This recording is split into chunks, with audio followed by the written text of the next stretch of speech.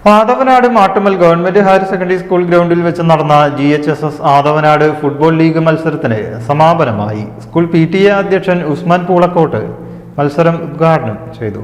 പ്രദേശത്തെ 6ഓളം UP സ്കൂളുകൾ register ചെയ്ത ഫുട്ബോൾ ലീഗിൽ നടുവട്ടം AUPS ചാമ്പ്യന്മാരായി. പാഴൂർ AMUPS 2ാം സ്ഥാനവും ആദവനാട് GHS പരിധി 3ാം സ്ഥാനവും നേടി. ആദവനാട് GHSS PTA മാട്ടുമ്മൽ വിസ്മയ ക്ലബ്ബ് എന്നിവർ മത്സരങ്ങൾക്ക് നേതൃത്വം നൽകി.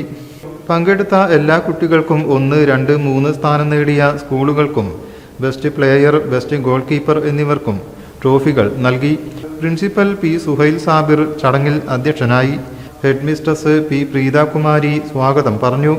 അധ്യാപകരായ C. Viswanathan, P. Vijayan, T. Suhail, PTA അംഗങ്ങളായ AE Thankachan, Sharfu Mannekkara, Samad പൂളക്കോടൻ, Ramesh Athavanad, P. Khadija, PK Nadeera എന്നിവർ സംസാരിച്ചു.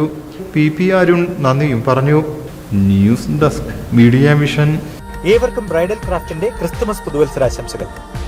Bridal craft, the wedding mall, Pan Bazaar, Tirur.